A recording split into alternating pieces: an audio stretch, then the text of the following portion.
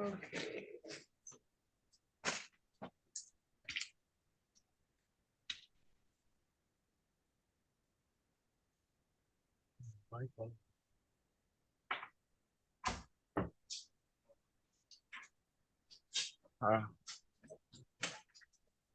Mr. Valadares, can you hear us?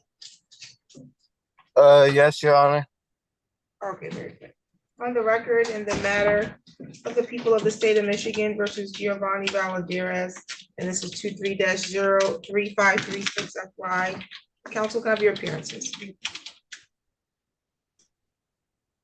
morning, afternoon, Your Honor. Robert Hayes, Assistant Attorney General, here for the people, P69006. Good afternoon, Your Honor. Brian Morley on behalf of Mr. Valadares. What's the date that we rescheduled the hearing to address arguments for and against bind over? I have reviewed the evidence that was submitted. Did the attorneys want to make any additional argument on the record today? Your Honor, I think the people made all their arguments at the time of the closing of the exam, and we'll leave it to your decision. Thank you. I don't have anything, Your Honor. Thank you. Okay, Mr. Valadares, the preliminary examination that took place over the course of several separate days was for the purpose of the prosecution establishing that they had sufficient probable cause, that a crime was committed and sufficient probable cause to charge you with those crimes. So this is not a trial. They don't need to prove each element beyond a reasonable doubt. They only needed more than mere suspicion that the crimes as alleged were committed. And so that's a burden squarely upon the prosecution. However, the determination of the credibility of any witnesses and the people's likelihood of success at trial, that is squarely upon the court to make a decision as to that and to measure those things. We had testimony from multiple individuals, including Kimberly Bagowski from the Gaming Control Board. She testified that she was present at a place identified of Bourbon Street, and that she had became aware of the place called Bourbon Street through a Michigan State Police investigation. She identified the location of Bourbon Street to be MLK Boulevard, Lansing, in what we know to be the Logan Square strip mall. She identified the individual named in this case Giovanni Valadares as the defendant in this case. She stated that she received a tip on or about October 21st, but began surveillance of Bourbon Street in November 2021. The building, again located inside the strip mall, in the corner of the strip mall, that the windows were tinted, that when she visited that area, she saw numerous gaming machines. She went on January 25th, 2022 into the establishment with a recording device that was introduced as People's Exhibit 1. The courts reviewed that both on the record and in chambers. That surveillance video indicate or shows a dark tinted area, two parties entering into the area and playing some gaming devices, returning to a counter, having a discussion a couple of times with an individual who appeared to be Mr. Valadares, who assisted the individuals who were performing the surveillance. The witness testified that she surveyed that location both that day but other times, and that she had saw the defendant both with and without a mask, that she handed the defendant $20. He gave her back their 40, or she got back 40, that they were having some issues with the machine. He was able to assist her by opening up the machine using a special tool or key. She indicated that this gaming device, she got back less than she put in. She also testified to having seen or identifying the defendant at his home in Lansing at one point, that she would see the defendant at the establishment coming in and out, and that she also saw the defendant at a court date in 55th District Court, so that she would be able to reasonably identify him for the purposes of this case. She says she knows the defendant had a key to get into the establishment, and that it appeared to her that he seemed to be in charge of the establishment when she was present and appeared. She said the defendant was behind the desk. He was handing out tickets and money, and that there were later some cell phone records of data that was brought through evidence through a witness of Kristen, I believe it's Engelhardt from Michigan Game of Control, and she testified that that evidence demonstrated communications between the defendant, Mr. Valadares, and employees, and that there were some comments in some of those communications about firing someone, conversations that typically would be had by someone in a ownership or managerial role. She indicates that there was also some daily accounting information and some time card information and scheduling information located in those records. There was testimony from a John Lessman from the Michigan Gaming Control Board, who assists with managing criminal investigation. He investigates gambling, horse racing, and illegal gambling under the penal code. He provided further clarification or information to the court as to exceptions as to when under the licensing section, an individual would be allowed or establishment would be allowed to have a casino type establishment without having it properly licensed. He stated in this case that there was no exception as it relates to the place identified as Bourbon Street.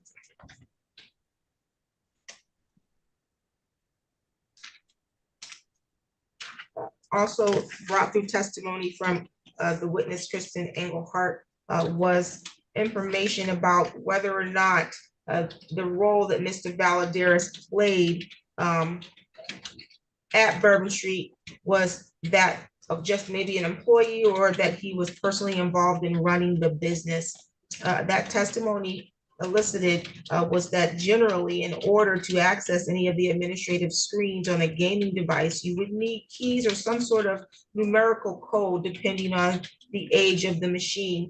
The testimony was that the average citizen wouldn't likely, or an average employee wouldn't likely have access or to that type of administrative screen on a machine. In a low-level employment or employee typically would not have access to this type of thing.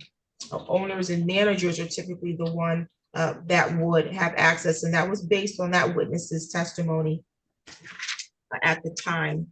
The defendant is charged here in count 1 of gaming operations, felony violations, and then there's count 2, computers using to commit a crime, maximum imprisonment of 10 years or more, but less than 20 years. Count 3, maintaining a gambling house for gain, which is a misdemeanor, so the court does not need to address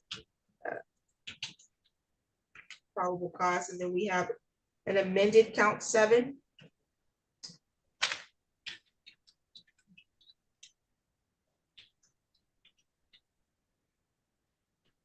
Counsel, can you remind me what the motion to amend count 7 was for? I mean, the amended count 4 was for? The amended count 4 was to reduce the term for the computer crime to a 4-year felony as opposed to the 7. Okay, that's actually what my number is. Okay. Amended count 4, computers using to commit a crime, maximum imprisonment of 4 years.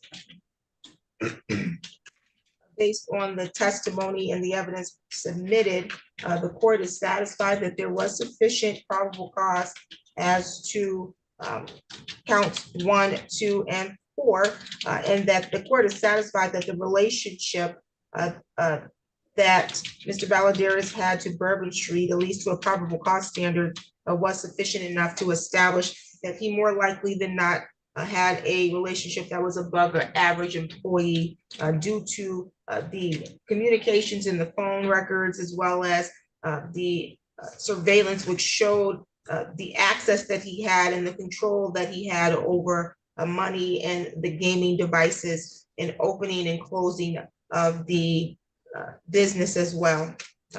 This matter will be bound over as amended to the circuit court. The bind over date is going to be October 16th. That's the date the circuit court will get the file from the district court. Mr. Valadares does not have a court date in the circuit court on the 16th. Unless there's a motion made by the defense for him to be rearranged in circuit court, he will not have to undergo a new arraignment. His next court date will then be a pretrial in the circuit court. Do you have any questions at this time, Mr. Valadares? No, Your Honor.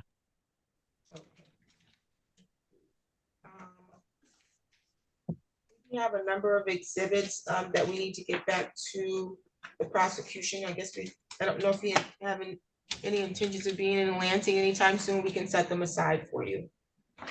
If you can do that, Your Honor, I'll find time to come pick them up. Okay. Any additional matters for today's record? Not from people, Your Honor. Thank you. No, Your Honor, thank you. On set at 1500 personal recognizance will continue. You're all set. Thank you. Thank you, Judge.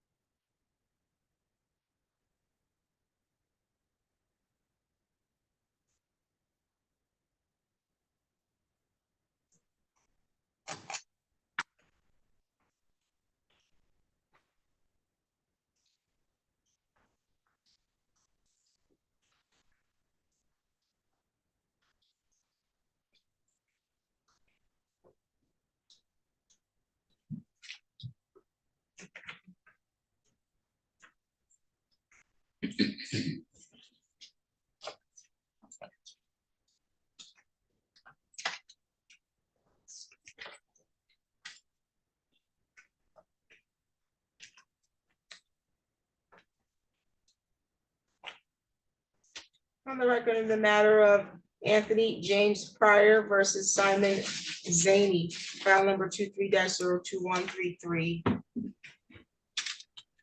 Yes, please. Good afternoon, Your Honor. Edward Zaney on behalf of Simon Zaney. Okay, today was the date that we reset hearing on the defense counsel's motion for attorney's fees. The court was in review of a transcript from portions of discovery, a deposition to be clear, that took place as part of preparation for this litigation, as well as a review of the activities report for expense and the reasonableness of the attorney's fees billed. I think there was a motion for a total amount of 33.95 hours at a total of $16,412.44.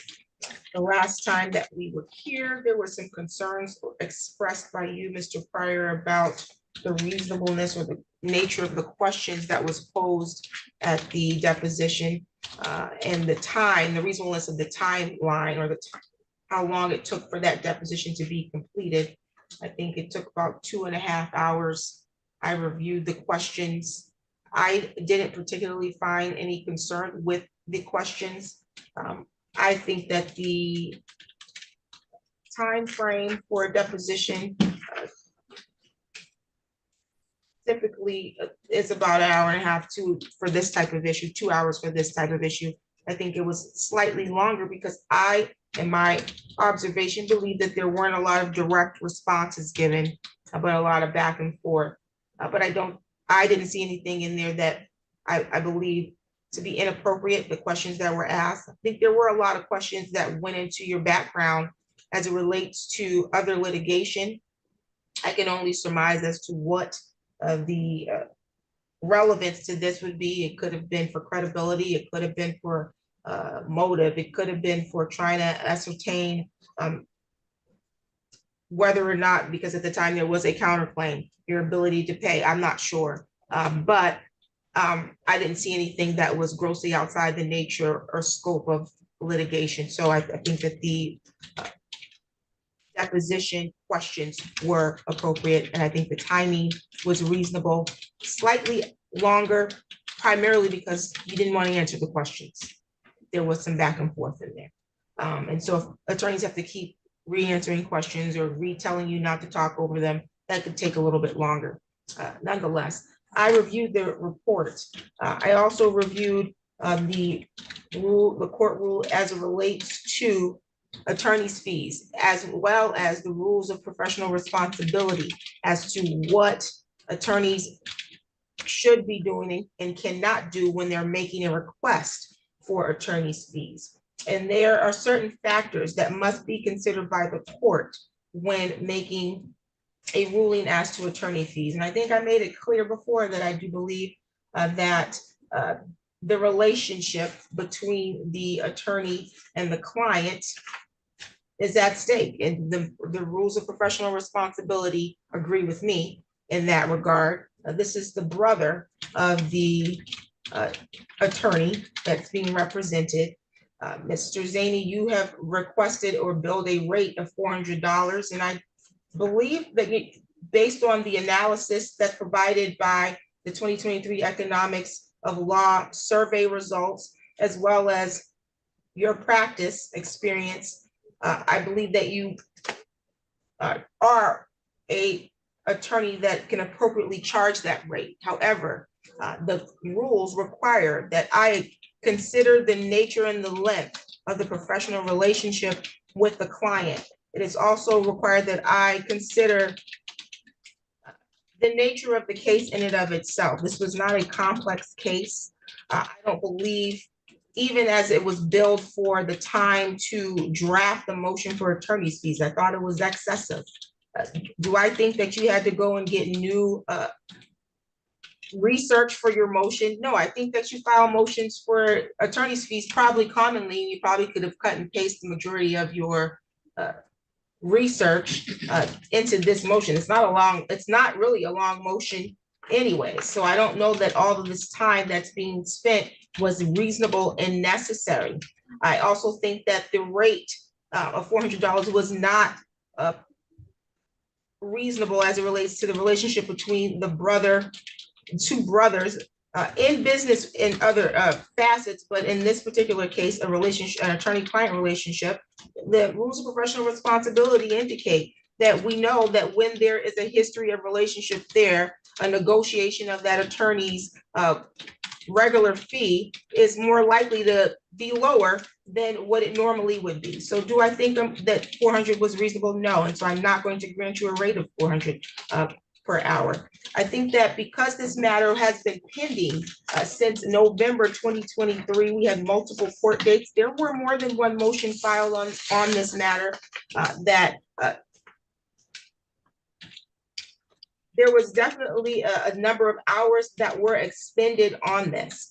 The concern that the court does have about one of the expenses, other than the research or the time it took for research, was the expert billings, because I reviewed my order for discovery and I did not grant any expert.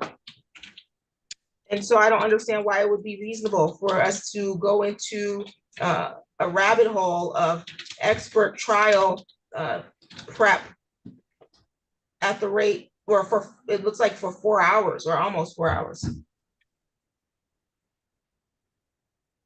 There was no expert in this, at least it should not have been. This was a pretty straightforward case, and he did not present an expert. I know he presented some document about someone who came to see the roof, but I think that it could have easily have been flushed out that there was no expert noted in the order for the court for this pretrial order for discovery.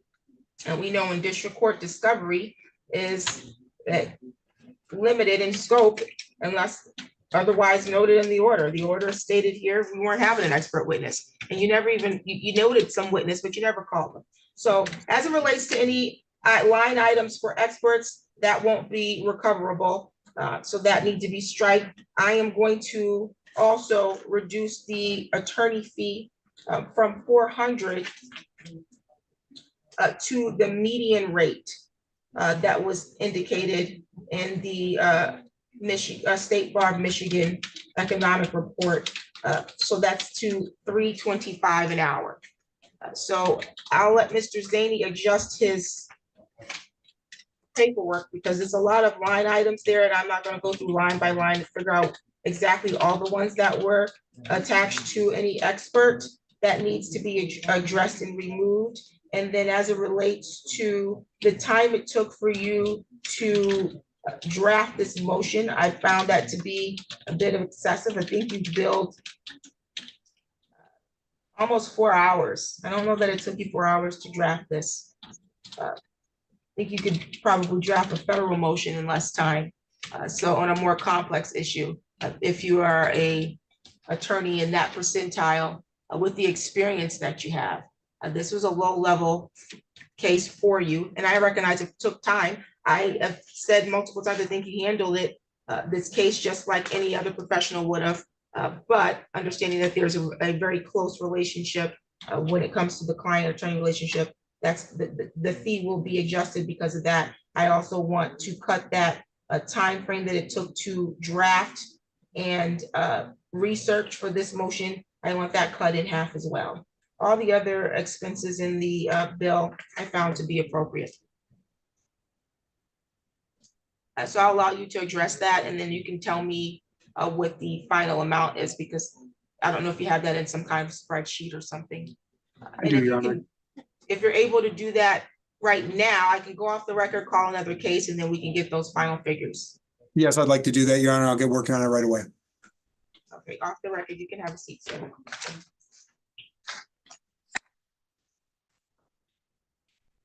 Mr. Garlinghouse is present via Zoom, I believe. Yes, Your Honor.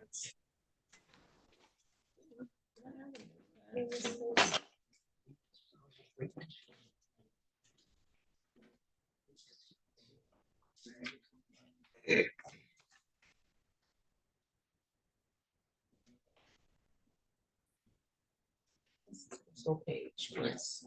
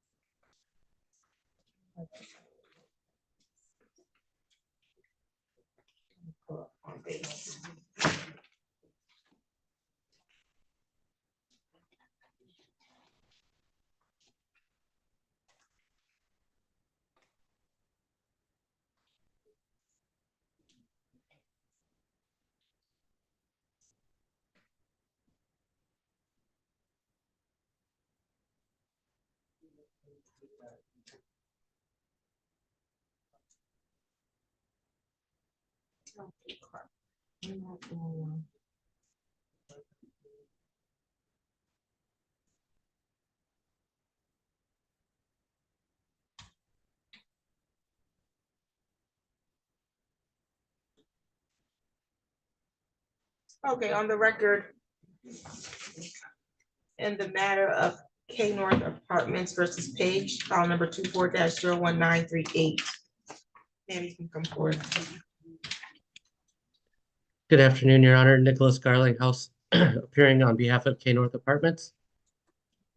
Just the plaintiff. I don't think we need a witness at this time. Oh, I don't believe so. If he calls a witness, that's fine, but I don't think we need a witness. My understanding is that we're resetting this because Ms. Page was supposed to bring me some bank statements and a follow-up with the credit union for status on the money order, as she said was mailed.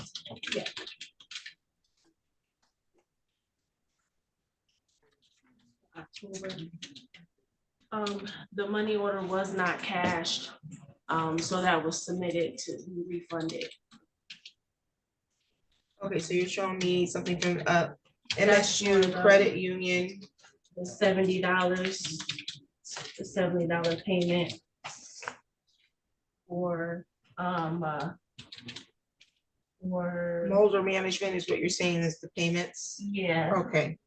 And you're saying a $70, payment that wasn't credited, May 25th, 2023. And then there was a $20 bounce check fee for that. So he wanted. I'm sorry, do you have some things highlighted here? I'm just trying to figure out where that's highlighted. That's just highlighted of the payments within that month that I had made some payments to them. The lady just highlighted them, but yeah. I understand that, but you were supposed to be showing me specifically the bank statements that would support what you're saying. That's not what I have here. These are all October. Yes, he wanted October. I had gave him September. He said he wanted to see October to see if it cleared or if it did not clear. Okay. So that's what all that is for. Mr. Garlinghouse, you want us to show this to your client? Yes, Your Honor, that would be great. Yeah, and the question was just because that transaction was on the 25th of the month, I just wanted the first few days of October to make sure whether or not it had It looks bounced like it's the back. entire month of October actually is what those statements are. It looks like the entire month. Okay, so yeah, then it should show if anything bounced back then. Excuse me. And then as it relates to the credit union, you said that they told you that it was not cashed. Yes, for the $670 payment, that was not cashed. Okay. And so they refunded it, but what do you intend to do as it relates to, because you still owe that money then? That portion of that money I do. But why I'm here is because the issue of the money is because of what I've already had given them. Is what the issue is. Like after this is said and done, gave them over $10,000. And I've been paying on this issue since June of last year to get this issue resolved. So that's why I just brought it back, just to verify that I did not overpay at any point. So, Okay. but yeah, I don't know that that. what you're telling me, it doesn't sound like you've overpaid. It does sound like you're at this point, you thought that you gave them a check, but it never cleared. Yeah, So you would owe them that. And then you said that there was a $70 payment. Well, what were we looking for in October? Why am I looking at October? because he wanted to verify October that it cleared, that it really went through and it didn't come back at any Okay, point. very good. Is your client satisfied, ma'am? I did not see the $70, all the payments that are highlighted on there, yes, she has been given credit for that. Yeah, I don't think that she's saying that $70 payment was in October, though. I thought she said it was in May. It was September, Your Honor. Okay, It was September 25th or 26th of 2023. And then it looks like it bounced back. But given that it was, again, that late in the month of September, and we just had the statement up till the end, usually for NSFs to process and bounce back, it's usually around 3 to 5 business days in my experience. So that would Got maybe it. be a few days into October, and I just wanted to verify whether or not that was there. Excuse got me. it. Okay, so that's what we were looking for. There is no bounce back of $70 in here. Would you agree? Not that I could say, so her account needs to be credited the $70, is what I understand. Correct, because I'm looking, this is from October 1st all the way to the 31st. Right. And I don't see it where she was recredited or anything bounced back Okay, to her account. yeah, I can absolutely. Okay. add in that Where's the NSF? Okay, and so someone help me, if she's credited that amount and then she's gonna get a new money order out for the money order that she showed that she did have, but it was never cashed. Somehow it got lost, I don't know how. How do you turn your money orders in? I was sending them through the mail. Okay. Somehow it's got lost in the mail, until she gets a new money order for that amount. Will she be caught up then? Not quite, Your Honor. With that, since we had resolved the other payments that she had brought up, let me bring up I believe the outstanding amount with court costs and everything under the conditional dismissal was a total of $1,483.34. Excuse me. So that would, Your client, just an FYI, your client does have her hand raised. I don't know if you Okay. can see her. I cannot. Let Sorry. me move this up. If you can step, he can see you a little bit better now. Okay. Okay, there we are. Yep. So correct me if I'm wrong. I suppose that would drop it down by that total down by $760 once those the $90 credit for the $70 payment and the $20 late NSF fee and the $670 from the money order are applied, that would reduce it by $760. So we're looking about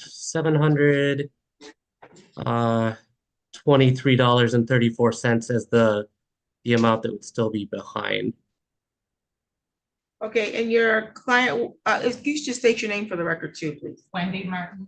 Okay, Ms. Martin is indicating that they have received some payment since then. Correct. Oh, okay. Yeah, the monthly payments were supposed to be made as they come due. So there have been a couple of those since. Was there anything additional paid, Wendy? Yes. Okay. What else was paid? On September 23rd, an additional $100 was paid.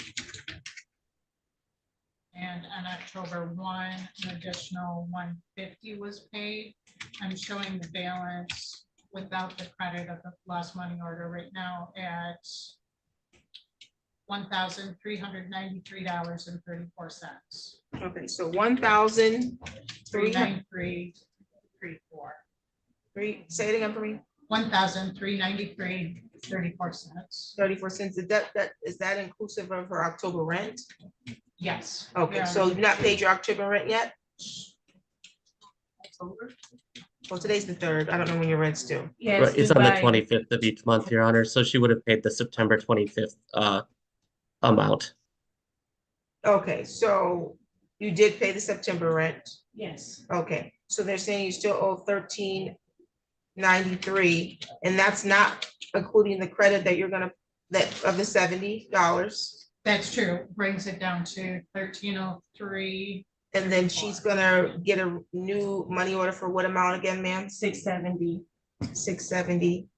So And according to then- my math, that brings it down to 633.34. 633.34 would still be the balance.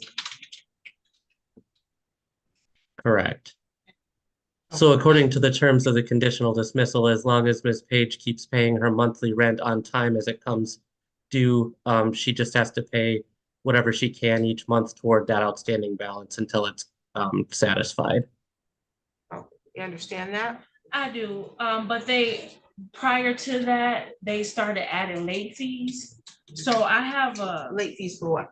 for not paying. I was paying my rent on time, but I didn't add an extra $2 or whatever to that overpass balance. And they started adding $40 late fees. So the last time I was in court, I was aware of that reasoning because I wasn't paying anything. I didn't pay anything towards that, although I paid my rent on time, that they were still including late fees on my balance. So you're saying that since you entered the conditional dismissal, they've been adding late fees? Yes. Okay, why are late fees being added? I see. Yes. The only late fee that was added since, are we going back to the original June court date? Whenever her conditional dismissal was. That would have been in June. There's Yeah, Only the conditional original. dismissal was entered June 26th. So the rent that was due on July 25th.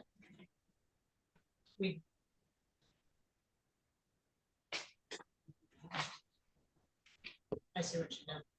I'll waive 3 late fees. So I get rid got of a another total of 3 120. late fees within that time frame. She said she'll waive 3 late fees. Okay, So right now, they're gonna waive 3 late fees, credit you the $70 payment that was missing, and then you're going to get a new money order for the 670, and that'll bring her balance down to what now? 513.34. 513.34. Yes. Okay. Understand? that's understandable. Okay, so I think it was meaningful for us to get in here to get this resolved. Without me setting aside your conditional dismissal, you don't want to not have the money or the accuracy of the ledger not flushed out properly. I guess we could have probably did a little better before we entered the conditional dismissal, but we're there now.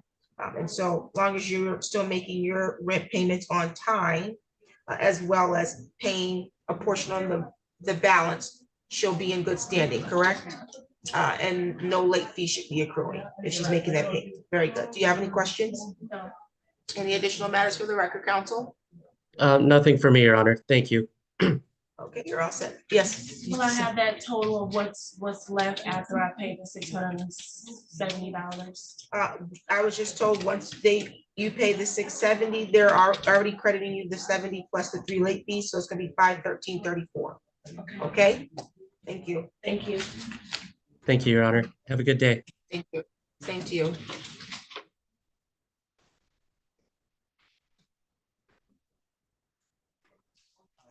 Okay, Mr. Zaney, were you still working or you need more time? I'm ready. I have it figured out. All right, back on the record in the matter of Pryor versus Zaney. Mr. Zaney, what adjustments do we have here? Your Honor, what I did, when I heard the court talk about the motion prep, you wanted it cut in half, but what I did was, I also heard the court say it should have been only a couple hours. I attributed 2 hours to that work. So I took off the first 4 entries on page 1 of 4 of Exhibit D from 8:17, 8:11, 8:10, and 8:5. That removed 6 hours and 6 and left 2. So I removed 4 hours and billed it only for 2 hours total. So I did more than the half the court had requested. I removed the $600 in costs for the expert on that same page of the exhibit from 8:1. In addition, I removed a total of hourly work for the expert to be an additional 2 hours. Any communication with the expert I removed, which would be reflective on page.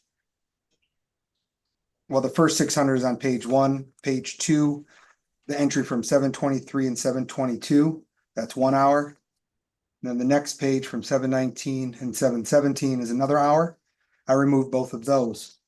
So it reduced, the total hours removed was 6, reducing it to a total of 27.95 hours. There's a caveat, and I'll bring this to the court's attention to make a determination. I did indicate I charged 0.75 for preparing witness fees, and where it does say there was an expert endorsement. I did not attribute that to the work of experts, but my witness list entirely. So if you would like me to remove that, please advise and I'll recalculate. Otherwise, I believe I've addressed points to in full candor to the court as it relates to witnesses. If the court were to stick with my application or my reduction, 27.95 hours at the hourly rate approved by the court of $325 for a total of attorney's fees of $9,083.75. A reduction in the expenses from $2,832.44 minus the $600 for the expert, total of $2,232.44. The grand total $316.19.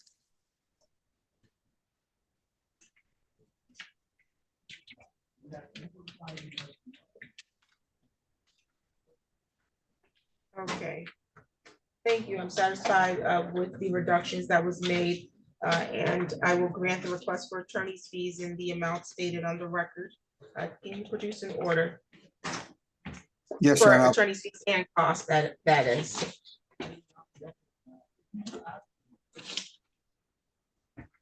And you can send it through my file. Do you have any questions, sir?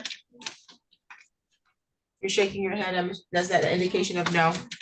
Yeah, I have zero words as to what to say on how I can pay $11,000 to a defendant when my case had, it's not without merit. It's got, if I was to refile it, if I had an attorney, if I didn't take 6 months off from getting run over by a car, I would have been able to afford it by an attorney. It's not that I couldn't pay his brother the $1,300 that I owed him at the end of the job. I paid for everything in advance before he even ever showed up. I make decent, I have always made decent money, and I've always done really well in life. I treat people with respect. I don't rob people blind. I change tires for next to nothing. I'm every day for the public. I go above and beyond for my people, my customers. I've done so much for them, even not even just in regards to this roof or using them through business, just in life, just have helped them in multiple ways. Anytime they ever called on me on my service, I've always been there for them. So to go through this, it's affected me. It's got me in a position where I don't even know what my next move would be. Like, that's where it makes me feel.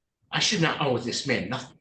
Well, The $1,397.86 that he's trying to say that I owe him, $386 was added on after the contract was already complete. According to both of us, he should have been completing the job. And this is not a time for us to rehash No, I the understand. trial. Again, I put it on the record, this case it's almost a year from the time that this case initiated. And so you were advised multiple times that you probably want to seek counsel because court rules, it's not about, you were the one who brought the lawsuit. And if you were going to bring a lawsuit, then you need to either reverse yourself with the court rules and the procedures so that you know how to move forward, or you were going to have to hire you an attorney. It's a civil matter. If most attorneys will take a civil matter on a contingency fee, meaning they see some merit and they think that they can get paid the same way he got paid after taking the case. They'll seek their attorney's fees and they'll get their money through that. Nonetheless, the court rules are the court rules, and you did not prevail. There was also an opportunity for you to resolve this matter because he proffered an amount to you to resolve and settle this case, to which you didn't accept. And that's really what set him up to be able to request attorney's fees, because there was a way to resolve it that didn't happen, and then you were then unsuccessful. If you were able to be successful with your claim, he would not be in this position to seek this amount of attorney's fees. So the court rules were clear as it relates to that. It's unfortunate. If you had evidence that you believe would properly have supported your case, you didn't present it at the time of your trial. And so that's what put you in a very, very hard situation, is because that's what the trial date was for. You were supposed to bring your evidence. There was too much. I didn't have the evidence, or I left it here, or this person had it. Any other questions for the record? Because I'm not going to be, when you talk, I checked myself to be quiet because I wanted to let you have a moment to relieve what was out, whatever was on your chest. But what I won't do when I'm talking is be cut off. This was the same thing I saw even when you were having your deposition, and I saw the attorney being patient and explaining to you, we can't both talk. So I'll let you know when I'm not talking, you're going to talk, and you wanted him to let you know when you can talk. No one's going to have to let you know when we're talking, because if we're talking, you should know you shouldn't talk over us. But when a question is posed to you, then you should be able to know when to answer it. When you were talking, I listened. Now I'm talking. You want to cut me off. I heard your case. I spent way more time than this case should have required to resolve it. I gave you more time than necessary to try to bring your stuff in here. I gave you all kinds of allowances. That costs time. That costs time for the attorney. It costs time for the court. But you still didn't bring us what we needed on the date set for trial. You didn't even have this witness that you named. So the ruling was what it was because you weren't able to sustain your burden. It's your burden to produce the evidence for the court to establish your cause, and you were unable to do that. And judgment was in favor of the defense in this matter, and as a result, there's now attorney's fees in the amount of $11,316. Can I ask one thing? Yes, you may. How could it go from him thinking he's gonna settle with me owing me money, which I misunderstood? I can't opine. I can't opine over. So the way Overnight. negotiations work, it's not really up for the court to opine as to what, it could have just been value of his time. We'll give you $600 to make this go away. It could be just a value of his time. We're gonna give you this money to make you go away so that we don't have to deal with this. There's a number of things that go into why defendants and or plaintiffs offer settlements. I was not there. I couldn't do it. I don't even know if you counter offered. It's not really germane. All I know is that there was an offer to settle and you refused to settle. I don't see anything where you even countered. And so. I'm not trying to cut you off, but I misunderstood. When I went to his office for the deposition, I was very upset. I did not want to be there. I was supposed to be at a doctor's appointment for my car accident. And he said if I didn't come, that I was going to be charged all this stuff. He was like, I got the emails. He basically threatened me that if I didn't come, that it was going to be a big problem. Sir, you've been upset every time you've come. Yeah, because this is You filed the litigation. When you file litigation, it comes with stress, it comes with paperwork, it comes with understanding these rules. And so you brought it, and every time you came to court, even when you came for the pre-trial, I had to intervene. I shouldn't have had to intervene just for you to complete a joint pre-trial statement, but I had to because of your attitude. I'm not dealing with it anymore. This case is done. You're all set.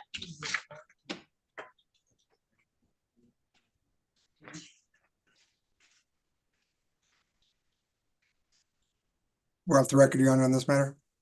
We're off the record. Thank you. Thank you. Okay. Are you threatening someone in my courtroom? Are you threatening someone?